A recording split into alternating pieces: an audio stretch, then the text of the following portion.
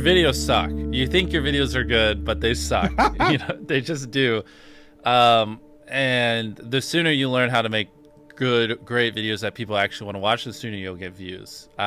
I think is the biggest takeaway, because like when I was 14, I thought my videos were the best in the world. They weren't. They're terrible. Many people are making way better videos than me, but I didn't think that. And I think, to be successful, you kind of have to have a little bit of that ego where you're like, my content's great. You got to believe in it. But also, like, if you have sub 1,000 subscribers, like, there's a good probability your videos just suck. They just do. And you need to make hundreds of videos or 100 videos. I don't know. It depends on the difficulty of your videos. Improve something every time and just like get to the point where they don't. When you make good content, you'll blow up. It's not the algorithm. It's not anything. It's just like me and most people who are in my position, you just make terrible videos. And that's okay, because you got to make a bunch of videos and improve over time to be great. Like, you don't just pick up a baseball and become an MLB level athlete within a year. It takes many, many, many years, and YouTube's kind of the same way. A lot of people get analysis paralysis, and they'll just sit there and they'll plan their first video for 3 months. And any of you listening, especially if you have 0 videos on your channel, your first video is not going to get views, period. It's not. Your first 10 are not going to get views. I can very confidently say that. So stop sitting there and thinking for months and months on end, and just get to work and start uploading. Like, all you need to do, this applies to people who have not uploaded videos but have dreams of being a YouTuber, is make 100 videos and improve something every time. Do that. And then on your 101st video, we'll start talking, like, maybe you can get some views, but your first 100 are gonna suck. There are very freak cases like Liza Koshy or Emma Chamberlain who have really good personalities, and it doesn't take them as many videos. And it's just like people who are 7'5" and making the NBA. Like, yes, there are freak cases you can find, but for the average person like us, who don't have these exceptional personalities and, backgrounds in filmmaking, just make 100 videos, improve something each time, and then talk to me on your 101st video. How do you improve something each time? The second one, just, I don't know, put more effort into the script. The third one, try to learn a new editing trick. The fourth one, try to figure out a way that you can have better inflections in your voice. The fifth one, try to, study a new thumbnail tip and implement it. The sixth one, try to figure out a new title. There's infinite ways. That's the beauty of content creation online. There's literally infinite ways, from the coloring to the frame rate to the editing to the filming to the production to the jokes to the pacing, to every little thing can be improved, and they can never not be improved. There's literally no such thing as a perfect video. What YouTube wants is they want people to click on a video and they want to watch it. Like, at its core, that's what it is. Now, you can like draw little lines and go as deep as you want into how to get people to click and how to get people to watch. I mean, essentially, by studying the algorithm, you'll learn that you're more studying human psychology, right? What do humans want to watch? Anytime you say the word algorithm, just replace it with audience, and it works perfectly. Like, the algorithm didn't like that video? No, the audience didn't like that video. Literally, that's it. If people are clicking and watching, then it gets promoted more. And that's literally all the algorithm does, is reflect what the people want to a T. And if you deny that, you just make terrible videos and are trying to find a scapegoat. What makes for a good title? Short? Not just short. It's also, if someone reads it, are they like, do they have to watch it? Is it just so intrinsically interesting that it's just gonna with them if they don't click on it? You know what I mean? Ideally, it's a title also that, because the titles don't live in a vacuum, right? So it has to lead into the content. So ideally, the title represents content that you would want to watch for 20 minutes. So if it's a 20-minute video and the title is I stepped on a bug, the click-through rate is going to be much lower than if it was like a 5-second video. Like, even nuances of the length of the video based against the title will affect whether people want to click it, because sometimes they just don't add up. I mean, it's that, yes, ideally you want it below 50 characters, because above 50 characters on certain devices, you run the chance of it going ... So like, I took a light pole and I saw how many dollar bills I could stack on top, and they would just go ... because it's too long and it can't finish it. And that's the worst thing, because then people don't even know what they're clicking on. And so it's going to do even worse. Short, simple, ideally, and just so freaking interesting they have to click. And it is a good segue into the content, and it represents the length of the content. The more extreme the opinion, typically the higher the click-through rate. If you can like pay it off in the content, then it just supercharges it. So like, so you have a kind of estimate of the extreme. Like this water, right? You're like, Fiji water sucks. Yeah, that would do fine. But if you said Fiji water is the worst water I've ever drank in my life, way more extreme opinion would do way better. But you have to deliver. Yeah, but then you have to deliver, because the more extreme you are, the more extreme you have to be in the video. I heard you guys talking about autoplay on YouTube, and I've never considered it. I've always thought about the thumbnail, but now on YouTube, videos automatically play. Of course. So before you film a video, what is the thumbnail? What is the video? And then what's the first 5 seconds? And then what's the first 30 seconds? By the first 5 seconds is like goes with the thumbnail. Because it's possible that people open YouTube and They don't see it. They don't Especially even see the for thumbnail. us, because like for so many people I've watched hundreds of our videos, when I upload, I am first on your homepage. So like you just literally don't even see the thumbnail because it autoplays so quickly. So like the thumbnail is irrelevant. I have to like visually convince you to click on the video. Wow, that's so interesting. Yeah, that's why we go so hardcore. Dude, that's so crazy. So do you consider also captions in those first 5 seconds? Because Of people course, aren't all watching of with it. Yeah, audio. everything. Yeah. Everything. Yes, 100%. Wow. So those first 5 seconds, that hook is now even more important than it ever used to be. Oh, 100%. Yeah, before it was important because you had to convince people to watch. Yeah. Now you have to convince people to click and watch at the same time. Whoa. With the first 5 So seconds. that's driving CTR now too. Yeah. It is, Interesting. 100%. Wow. I roast that a lot of people who like have boring first 5 seconds. It's brutal. Your title and thumbnail set expectations, and at the very beginning of the video, to minimize drop off, you want to assure them that those expectations are being met. If you click on a video where of his where it's like Tether is a scam, and then at the very beginning he starts talking about literally anything else, then you are like, oh, this is bull. This isn't what I clicked on. But if at the very start of the video you go, Tether is a scam, and I'm going to teach you why, then it's like, okay, you match the expectations. So at the very beginning, match the expectations, and then you want to exceed them. So you want to assure people that what they clicked on is what they're getting, and then blow their mind and be like, but you're also getting even more. That's how you lower drop off, which a lot of people, sometimes it takes them like 20 seconds to really meet the expectations. And so you lose, like, that's where you're going to lose everyone. Everyone's videos start like this, and then it levels off. So you want to reduce the amount of people that click off on the audience retention graph. I hope you're popping up graphs while I'm saying this, so it's easier for people to visualize. We really should drill this home, because like the number one thing is like retaining as many people as possible at the start. Because like envision a chart where you lose 35% of your viewers in the first 30 seconds, and then envision one where you only lose 20%. That's 15% more people that are watching, throughout the video than not. And it's not like you made the whole video like a bunch better. You just had a more strategic intro that hooked them. I'm struggling to put this into words and like to really impose how important that is, but like that 15% difference in viewership really does make the difference between hypothetically like 2 million views on a video and like 10 in my head. The thing people undervalue the most is literally the first 10 seconds of the video. Like, yeah, I think I can quote it. I tied up an FBI agent and I have $100,000 in this bag. Here's a knife.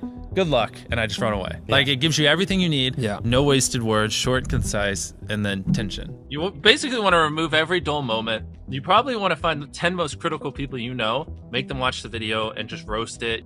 Certain things, like if I just talk to a camera for 10 seconds without a cut, like a lot of people will just like get bored or they'll lose interest. So like having a B cam and a C cam, and you can just talk for 10 seconds, but 3 seconds in cutting to a B cam and then a C cam, like now it's more interesting, even though it's essentially the same thing and not that crazy. But you want to have good pacing. Typically having a payoff at the end keeps them, right? Last sleeve circle wins 10 grand.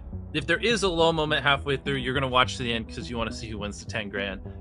So having a good payoff at the end. How do you keep viewers watching and, happy with the video? I would say just give them why they clicked, tell them why they should watch, and then just stick on topic. Like that right there isn't even super complex, but that would already put you in the upper echelon of YouTube.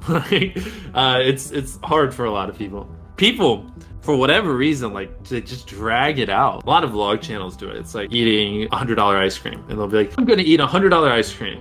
But first, and then it's like earlier in the day, and it's just stuff that has nothing to do with what you clicked on. It's like them birthday shopping for their mom. And it's like, that's not why I came here. Now, if you're looking to grow your YouTube channel, I gotta tell you about this before we get into the rest of Mr. Beast Genius Advice. And that is that we at Think Media are doing a free YouTube challenge to help you grow your first 1,000 subscribers on YouTube or make your first $1,000 on YouTube. To sign up for free, all you have to do is go to tube1kchallenge.com or check out the link down in our description. During this free challenge, Sean Cannell, the founder of Think Media, is going to be showing you guys how to grow your YouTube channels and make money online with YouTube. So click on the link to sign up today or to check out when our next challenge is going to be. Okay, let's get back into the video. What's interesting is the longer people watch something, the more likely they are to keep watching. So you don't have to try as hard in the hypothetically back half of a video as you do in the front. Like even right now, we're so deep into this where a lot of people listening are probably just going to keep listening relatively close to the end unless we just have a really boring part of this conversation because they're just in it. They're immersed.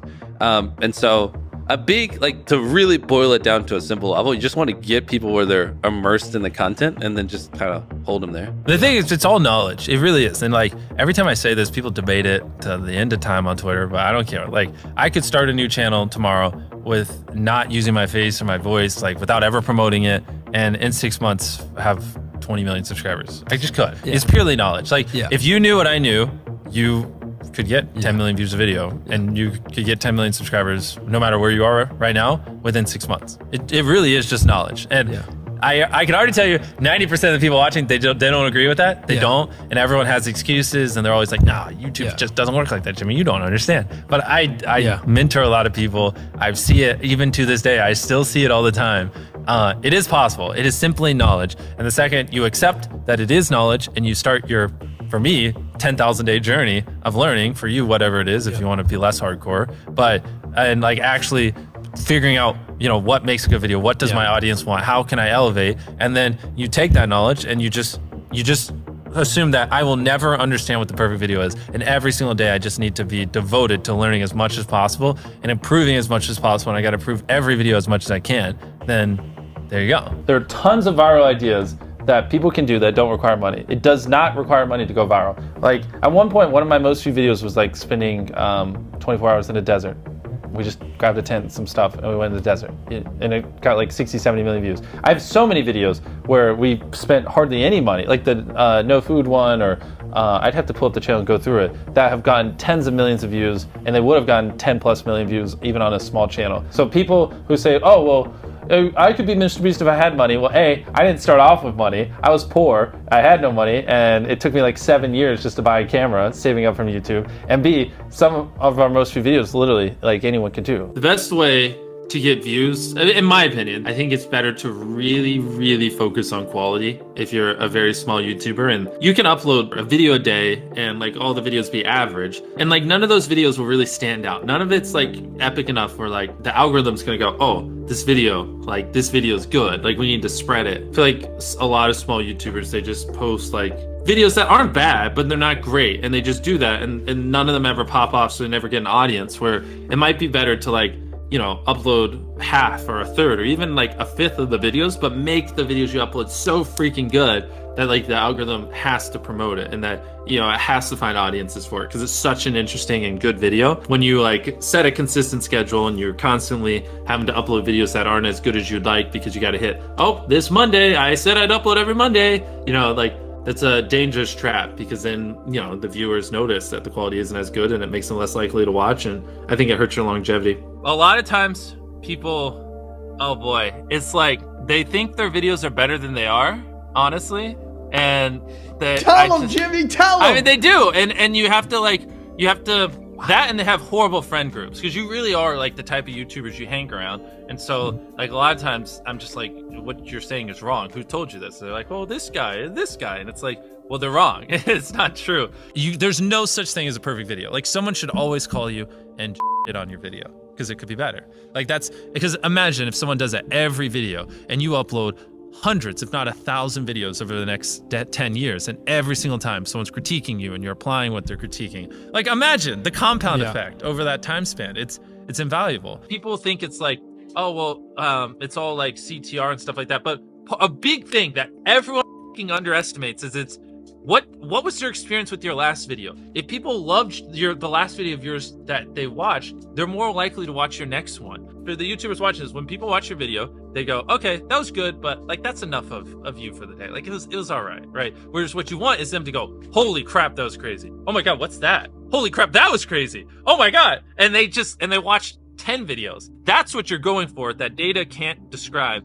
And like, I've never heard anyone talk about that, but that is it. That's how you get these high view counts, because people watch 10 videos, not one, It's okay to draw inspiration from me, but just don't do what I do to a T. It's not like $1 versus blank. I'm the first person to do it. But I just, saw that format and I was just like, how can I do that 100 times better? Right. How can I put 100 times more creativity into it? How can I level up the editing by 100 times? How can I spend 100, blah, blah, blah. Yeah. And that's always my mindset. How can I if I get inspired by something, how can I do that, but 100 times better and make it my own? Whereas a lot of people are just like, oh, Mr. Beast did that. I'm just gonna do it. Yeah, how do I make a good thumbnail? How do I get people to click my video? You want it to be simple. You want them to be able to, like, when they're scrolling through their suggested or homepage or whatever touch point, you want them to instantly be able to understand what you're conveying, and you want them to feel some type of emotion. You know what I mean? The way I like to phrase it is you want to make it so interesting or spike their curiosity or whatever emotion so much that, like, if they don't click it, they'll wonder, you know, before they go to bed, like, what happened? You know what I mean? Like an example would be, like, if you uploaded a video, I rode a skateboard with 1,000 other people on it, and, like, people are falling off the side or whatever. And I'm envisioning, like, a giant skateboard, people, like, hanging on the side of it. Maybe it's, like, about to go off a big ramp. If you don't click that, you're gonna, like, be so curious. It's gonna be on your mind, you know? Later in the day when you're daydreaming, you're gonna think, like, what happened? What happened to those 1,000 people on that skateboard? That's kind of the mindset I think you should have when making thumbnails. How often do you change a thumbnail on a video? Is that something, do you usually just stick with one, or you try different ones? Well, I think we get better at making thumbnails every year. So it's more, when I upload a thumbnail, I usually think it's good, and I don't change it most of the time. But what happens is, like, 3 years later, I look back and I'm like, oh, that's a horrible thumbnail. And so it's usually like every 2 years we just go back and update a lot of our older thumbnails just because they're terrible. Just with, like, the new knowledge we have and what we've learned. And funny enough, that actually usually does help quite a bit when we update the thumbnails on old videos. They usually do see a little bit of an uptick because they're just, you know, if we take an old thumbnail where it's like seeing if whatever, like 100,000 magnets can stop a car, and it just looks terrible. And then with the new stuff, I know we zoom in a little bit so it's a little more visible and make things look better. Then magically it starts doing a little bit better because now people actually understand what it is, because I'm not as much of an idiot anymore. In 10 years, YouTube's going to be bigger than television ever was for culture, in America at least, in my opinion. And so I think a lot of people underestimate that, and I don't think people really understand just how, like, to be one of the top creators on the biggest social media platform, and that will also be the biggest in 10 years during that whole time, like, the amount of value and how crazy that is. Like, you don't need a network, you don't need you know, to go through people. You just are. You can do whatever you want, and you can influence people how you want. It's just wild. It's mind-blowing, and you can leverage that to build businesses, or, you know, like, do things like Beast Philanthropy or whatever. I think, like, people don't realize just how much influence the top YouTube channels have. No one's ever gonna do what I do better than me. Like, it's just not. It's not even humanly possible. Like, I reinvest every penny I make. Yeah. I work every hour I'm awake. I devote every atom in my brain to solving this. I hire the best people on the planet. I've been doing this for 14 years, and I think in decades, not years. So I'm going to be doing this for another 20, 30 years, not 2 or 3. So no, the next me isn't going to be me, because no one's going to do what I do better than me. It's not possible. If I thought someone was doing better than me, I'd just start sleeping less so I could work even more. Like, I'd figure it out. I don't The barrier to entry to be you is extremely high. Yeah. Right? Especially where you're well, at it's just because I'm all in. I'm crazy. Like, people shouldn't be me. I don't have a life. I don't have work-life balance. My personality, my soul, my being is making the best videos possible, entertaining my fans as best as I can. Like, that is what exists on this planet. And I don't recommend it. You know what I mean? Like, you should have work-life balance. You should not devote your entire life to this one thing. Like, go have fun. Like, you know, I'm miserable a lot of times. I have a mental breakdown every other week because I push myself so hard. Like, I don't recommend it, you know. What do you think gets us to 1 million subscribers? Well, subscribers is an arbitrary number. Okay, so that doesn't matter. Million views a video. No, you should ask me, what helps us make the best videos possible? That's the only question you should ask me. Subscribers don't matter. Views don't matter. I mean, they do, but all that comes. Everything you want as a creator comes from making the best videos possible, and thumbnails. But it's easier to, you know, make thumbnails. The video part's the hard part, and